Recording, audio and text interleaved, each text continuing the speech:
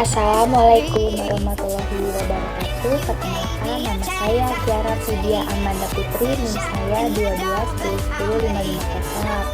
2210105508 kelas saya 03 SMJE 003.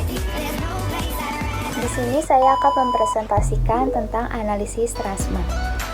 Awalnya, nama Carrefour seperti dijelaskan akan dihentikan penggunaannya 3-5 tahun setelah akuisisi pada tahun 2015 hingga 2017. Namun, rupanya ada lebih dari 60 gerai yang tidak kunjung berganti nama.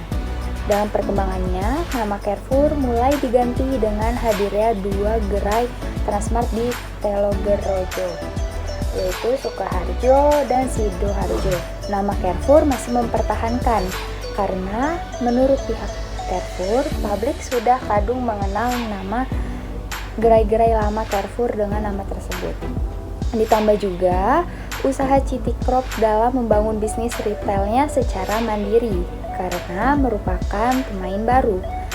Akan tetapi pada November 2020, Transmart resmi mengumumkan bahwa akhir 2021 adalah batas Trans Retail Indonesia. Akhir penggunaan nama Carrefour, terutama pada 52 toko dari 132 gerai. Sejak tahun tersebut, nama Carrefour sudah menghilang dengan digantikan Transmart saja, baik untuk hipermarket, supermarket, dan mall. Transmart beroperasi dengan 86 gerai yang tersebar di berbagai daerah di seluruh Indonesia.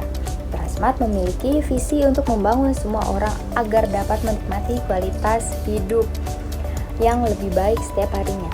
Transmart yang dimiliki oleh PT Trans Retail Indonesia dan merupakan bagian dari Citicorp, pernah menjadi salah satu pemain utama dalam industri retail di Indonesia.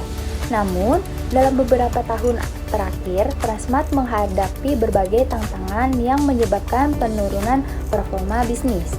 Analisis ini akan membahas beberapa faktor yang berkontribusi terhadap kegagalan Transmart. Kemudian, orang lain juga bertanya bagaimana strategi pemasaran yang dijalankan Transmart.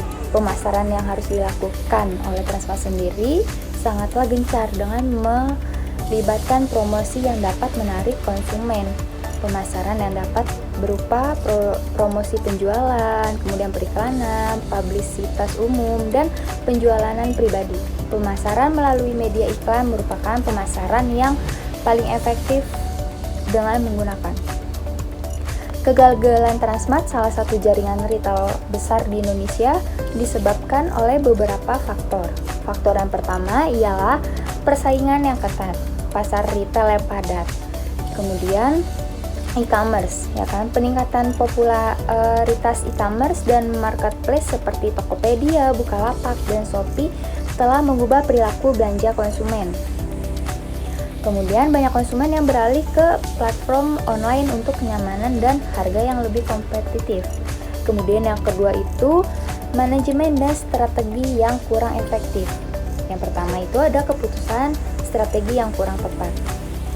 Beberapa keputusan strategis seperti perluasan yang terlalu cepat tanpa analisis pasar yang memadai, kemudian menyebabkan pembukaan toko di lokasi yang kurang strategis. Kemudian manajemen stok. Masalah dalam manajemen stok termasuk overstock dan out of stock mengurangi kepuasan pelanggan dan efisien operasional. Ketiga, pengalaman belanja yang tidak memadai. Contohnya itu ada pelayanan pelanggan. Kemudian kondisi toko. Di sini ada beberapa toko Transmart mengalami masalah dalam pemeliharaan kebersihan yang dapat menurunkan minat pelanggan untuk berbelanja. Kemudian yang keempat ini ada harga dan promosi.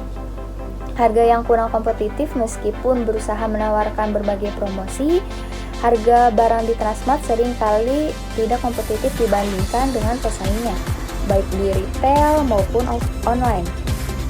Kemudian ini yang kelima ada lokasi dan distribusi.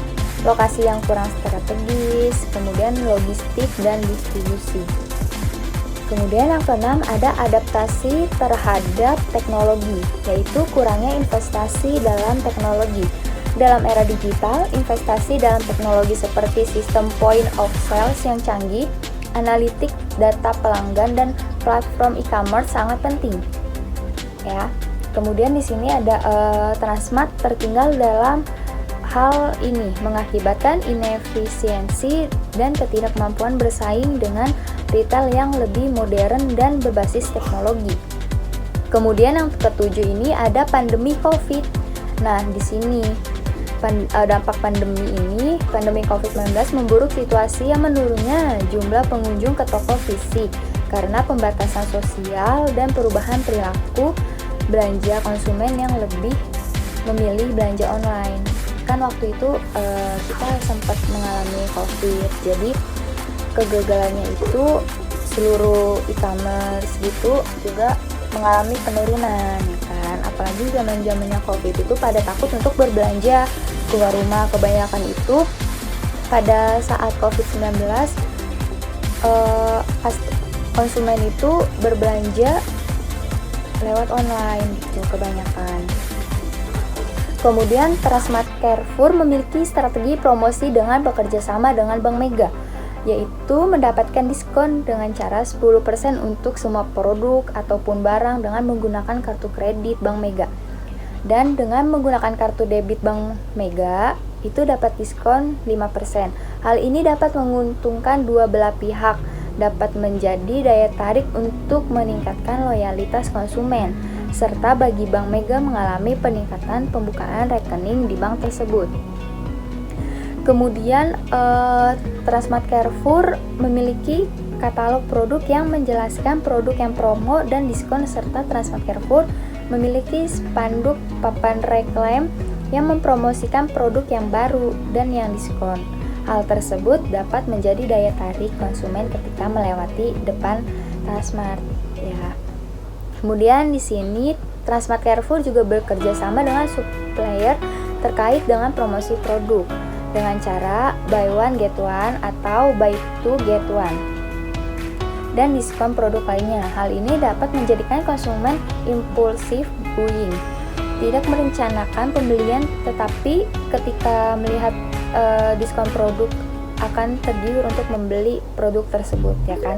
Sekarang orang mana yang nggak tergiur gitu melihat diskon, ya kan, apalagi diskon besar gitu, ada potongan besar, pasti semuanya juga kayak wah menarik nih gitu kan.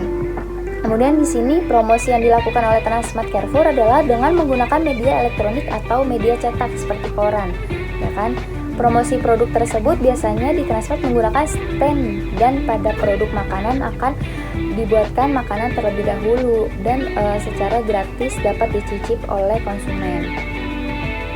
Hal ini akan mengundang konsumen untuk membeli produk yang ditawarkan. Kemudian pada tahun 2011 Transmart Carrefour mempunyai website untuk pemesanan secara online.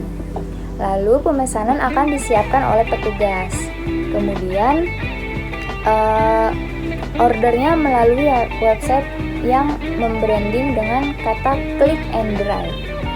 Respon yang ditanggapi oleh konsumen tidak berjalan dengan lancar. Sistem masih terbilang merepotkan karena konsumen ini masih harus datang ke toko secara langsung, dan akhirnya sistem ini dihentikan. Kemudian saat ini Transmart Carrefour menjalin kerjasama dengan e-commerce seperti Blibli, Happy Fresh, dan Osebli, sehingga pelanggan dapat membeli produk secara online melalui aplikasi e-commerce tersebut. Saat ini Transmart Carrefour sudah mulai masuk ke dalam omni-channel, ya kan? Merubah sistem pembelanjaan secara online to online. Dengan adanya marketplace, konsumen dapat membeli produk yang diperlukan dengan hanya menggunakan teknologi seperti handphone. Transmart Carrefour selalu meningkatkan interaksi secara online setiap melengkapi kelengkapan produk yang dicari oleh customer. Kemudian di sini dari pembahasan di atas itu, kesimpulan dari kegagalan perusahaan Transmart ialah disebabkan oleh kombinasi faktor internal dan eksternal dari persaingan yang ketat dan perubahan perilaku konsumen hingga strategi manajemen yang kurang efektif, dan investasi teknologi yang minim. Semua faktor ini berkontribusi terhadap penurunan performa perusahaan. Untuk bangkit kembali, Transmart perlu melakukan evaluasi menyeluruh terhadap strategi bisnis mereka, meningkatkan pengalaman pelanggan, kemudian berinvestasi dalam teknologi, dan menghadapi model bisnis yang lebih sesuai dengan tren pasar saat ini. Ya, sekian presentasi dari saya. Kurang lebihnya mohon maaf. Terima kasih. Wassalamualaikum warahmatullahi wabarakatuh.